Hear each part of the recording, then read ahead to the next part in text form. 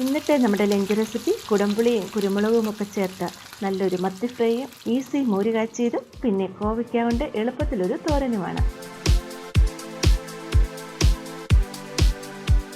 അപ്പോൾ നമുക്ക് കുക്കിംഗ് തുടങ്ങാം. ആദ്യം നമുക്ക് മത്തി പെപ്പർ ഫ്രൈക്ക് ആവശ്യമുള്ളത് എന്തൊക്കെയാണെന്ന് നോക്കാം. ഇതിനായി ഞാനിവിടെ 1/2 കിലോ മത്തി നന്നായിട്ട് ക്ലീൻ ചെയ്ത് ഇതേപോലെ വരഞ്ഞ് എടുത്തു വെച്ചിട്ടുണ്ട്. ഇനി വേണ്ടത് ഇതുപോലെ ഒരു ചെറിയ കഷ്ണം ഇഞ്ചി, 6-7 അല്ലി വെളുത്തുള്ളി, ഒരു തണ്ട് കറിവേപ്പില, കുരുമുളക് പൊടി, മഞ്ഞൾപ്പൊടി. ഇതിലേക്ക് നമ്മൾ മുളക് പൊടി ചേർക്കുന്നില്ല. പിന്നെ വേണ്ടത് ഇതുപോലെ ഒരു കുഞ്ഞു കഷ്ണം കുടംപുളി. ഈ മത്തി പെപ്പർ ഫ്രൈയിൽ ഇതുപോലെ ഒരു ചെറിയ കഷ്ണം പുളിയും കൂടി ചേർക്കുമ്പോൾ നല്ല ടേസ്റ്റാണ്. ഇനി നമുക്ക് മത്തിയിലേക്ക് വേണ്ട ഇഞ്ചിയും വെളുത്തുള്ളിയും അരച്ചെടുക്കാം. കല്ലിലിട്ട് അത്യാവശ്യം നന്നായിട്ട് തന്നെ അരച്ചെടുക്കണം.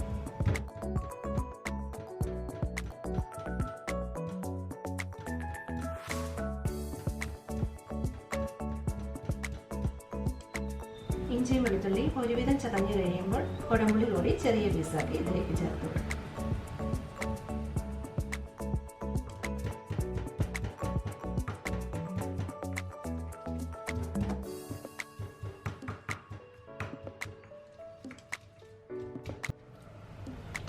ഇതുപോലെ ഈ ഒരു പരുവത്തിൽ അരിഞ്ഞിരിക്കണം.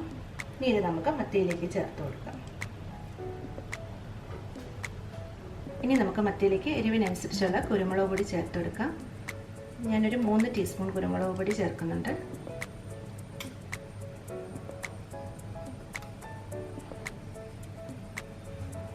ഇനി ഒരു 1/2 ടീസ്പൂൺ മഞ്ഞൾപ്പൊടി ചേർത്ത് കൊടുക്കാം. ആവശ്യത്തിനുള്ള ഉപ്പും കൂടി ചേർക്കാം. നന്നായിട്ടൊന്ന് ഇളക്കിയെടുക്കാം. മത്തിയെ നന്നായിട്ട് യോജിപ്പിച്ചെടുക്കാം.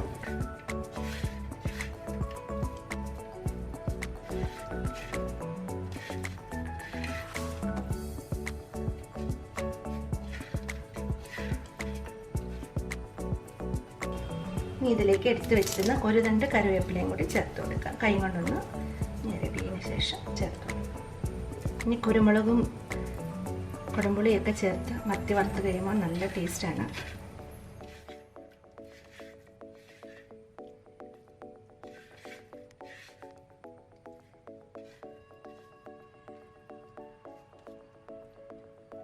മത്തിയിലിപ്പം മസാലയെല്ലാം നന്നായിട്ട് പുരട്ടിയെടുത്തിട്ടുണ്ട്. ഇനി ഇതൊരു 15 മിനിറ്റ് നമുക്ക് ഒന്ന് മാരിനേറ്റ് ചെയ്യാനായിട്ട് മാറ്റി വയ്ക്കാം. ഇനി നമ്മൾ അടുത്തതായി തയ്യാറാക്കാൻ പോകുന്നത് ഒരു ഈസി മോര് കാച്ചിയതാണ്. തേങ്ങയൊന്നും അരയ്ക്കാതെ വളരെ പെട്ടെന്ന് 10 മിനിറ്റ് കൊണ്ട് തന്നെ തയ്യാറാക്കി എടുക്കാൻ പറ്റുന്ന ഒരു മോര് കാച്ചിയതാണ്. അതിനായിട്ട് ഞാനിവിടെ 1/2 ലിറ്റർ തൈര് എടുത്തിട്ടുണ്ട്.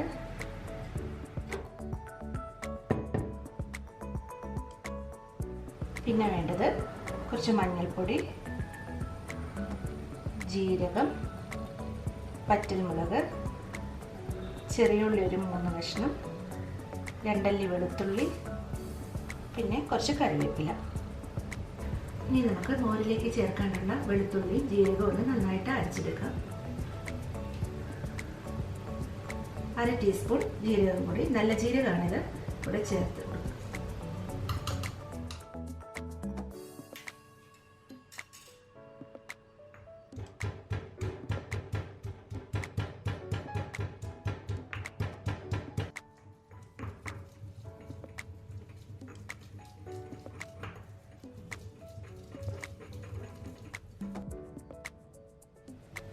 ഇനി അരച്ചെടുത്ത ജീരകവും വെളുത്തുള്ളിയും നമുക്ക് തൈരിലേക്ക് ചേർത്ത് കൊടുക്കാം.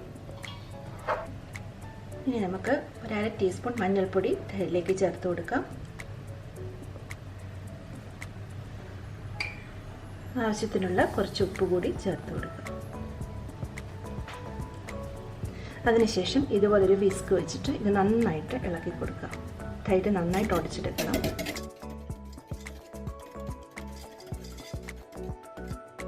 ഇനി നമുക്ക് ഈ തൈരിലേക്ക് ഒരല്പം വെള്ളവും കൂടി ചേർത്ത് കൊടുക്കാം.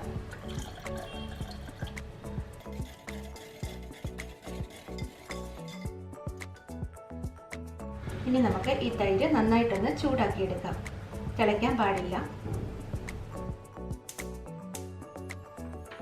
ഗ്യാസ് ഓൺ ചെയ്യാം. അതിനുശേഷം തവി കൊണ്ട് നന്നായിട്ട് ഇളക്കണം.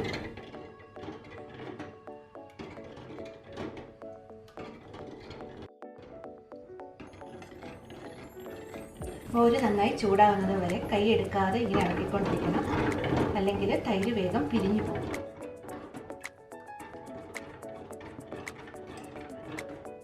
മോര് കറക്റ്റായിട്ട് റെഡിയായെന്ന് അറിയാനായിട്ട് മോരിൽ നിന്ന് നന്നായിട്ട് ആവി പോകും. അതും അല്ലെങ്കിൽ ഇങ്ങനെ ഇളക്കിയതിന് ശേഷം തവി നോക്കുമ്പോൾ തവിയിൽ നിന്ന് നന്നായിട്ട് ആവി പോകും. ആ ഒരു സമയത്ത് നമുക്ക് തീ ഓഫ് ചെയ്യണം. മോര് ഇവിടെ ഇപ്പോൾ റെഡിയായിട്ടുണ്ട്. മോരിൽ നിന്ന് ആവിയൊക്കെ പൊങ്ങി തുടങ്ങിയിട്ടുണ്ട്. തവിയിൽ നിന്ന് ഇതുപോലെ ആവി വരെ സമയത്ത് നമുക്ക് ഓഫ് ചെയ്യാം. ഇനി മോര് കാച്ചിയത് ഒന്ന് തണുത്തതിന് ശേഷം നമുക്ക് താളിച്ചൊഴിക്കാം. തണുക്കാനായിട്ട് നമുക്കൊന്ന് മാറ്റി വയ്ക്കാം.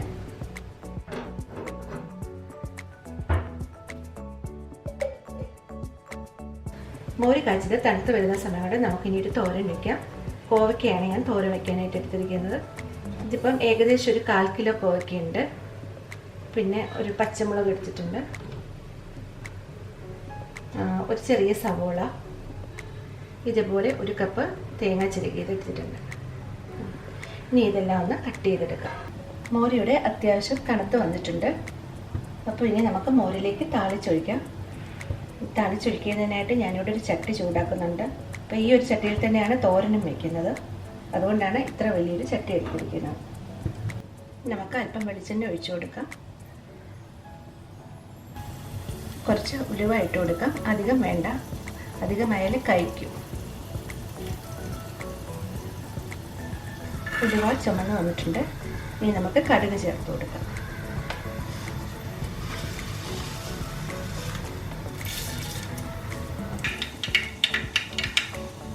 കടുക് പൊട്ടിയിട്ടുണ്ട്. ഇനി നമുക്ക് ഉള്ളി ഇട്ട് കൊടുക്കാം. അരിഞ്ഞ് വെച്ചിരിക്കുന്ന ഉള്ളി ഇട്ട്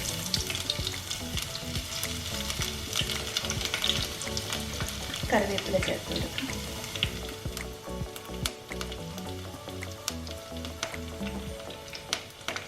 പച്ചമുളക് കൂടെ ചേർക്കാം.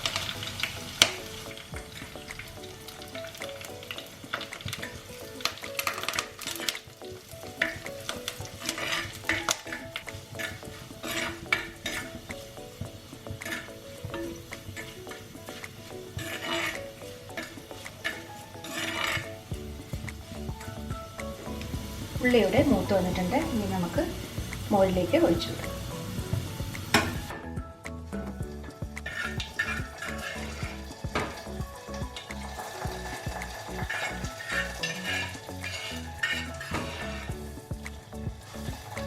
മോരിലേക്ക് താളിച്ച് വെച്ചിട്ടുണ്ട്. ഇനി ഒന്ന് പതിയെ മിക്സ് ചെയ്തിട്ട് നമുക്ക് അടച്ചു വയ്ക്കാം.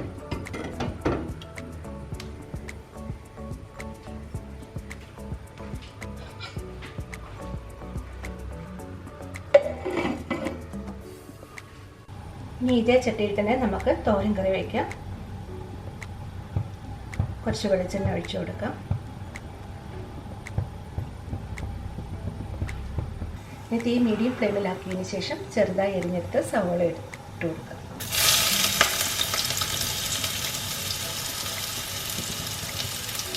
പച്ചമുളകും കൂടി ചേർക്കാം.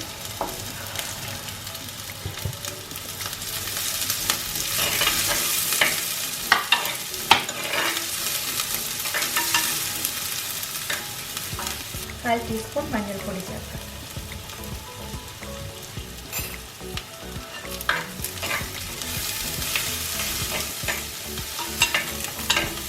ഇനി ഇതുപോലെ ചെറുതായി എരിഞ്ഞെടുത്ത് കോവയ്ക്ക കൂടി ചേർത്ത് കൊടുക്കാം.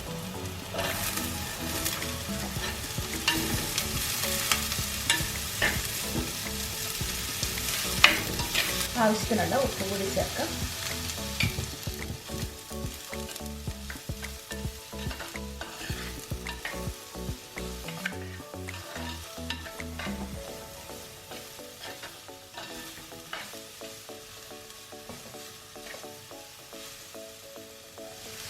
രണ്ട് മൂന്ന് മിനിറ്റ് ഒന്ന് വഴറ്റിയതിന് ശേഷം തേങ്ങ ചേർത്ത് കൊടുക്കാം.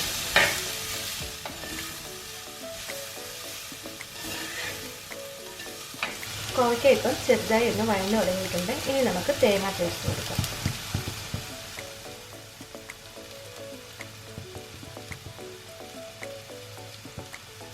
ഒപ്പം കുറച്ച് കറിവേപ്പിലയും കൂടി ചേർത്ത് കൊടുക്കാം. ഇനി എല്ലാം കൂടെ നന്നായിട്ടൊന്ന് മിക്സ് ചെയ്തെടുക്കാം. ആവശ്യമുള്ള ഉപ്പ് കൂടി ചേർത്ത് കൊടുക്കാം.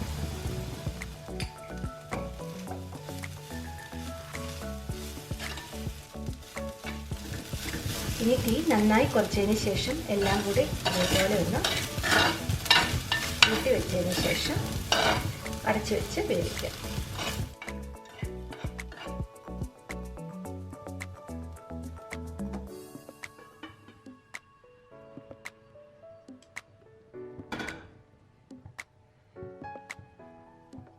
പാനിപ്പം നന്നായിട്ട് ചൂടായിട്ടുണ്ട്. ഇനി ഇതിലേക്ക് വെളിച്ചെണ്ണ ഒഴിച്ചു കൊടുക്കാം.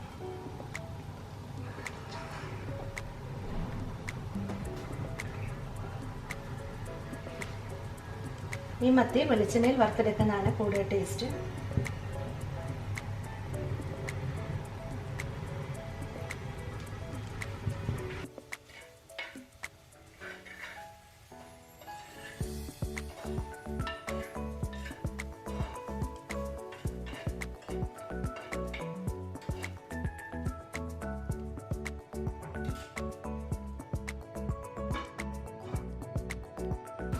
എണ്ണ നന്നായി ചൂടായിട്ടുണ്ട്. ഇനി നമുക്ക് മത്തി ഇട്ട് കൊടുക്കാം.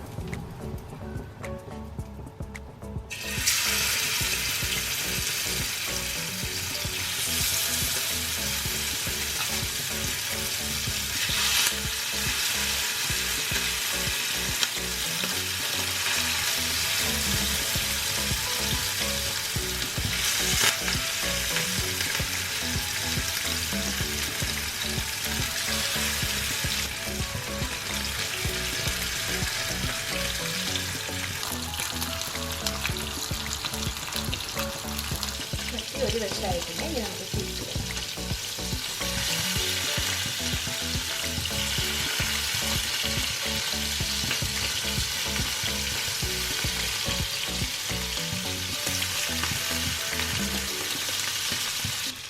ചോറ് ഇപ്പം റെഡിയായിട്ടുണ്ട്. ഇനി നമുക്ക് തീ ഓഫ് ചെയ്യാം. ഇതുപോലെ മൺചട്ടിയിൽ വെച്ച് കഴിയുമ്പോൾ ചോറിനൊക്കെ നല്ല ടേസ്റ്റാണ്.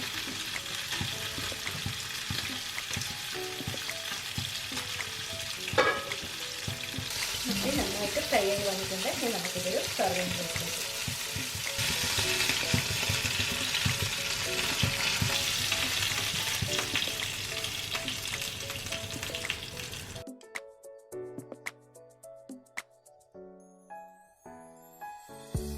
ഈ 3 കറികളും കൂടി തയ്യാറാക്കാൻ ഒരു അരമണിക്കൂർ താഴെ സമയം മാത്രമേ എടുത്തിട്ടുള്ളൂ.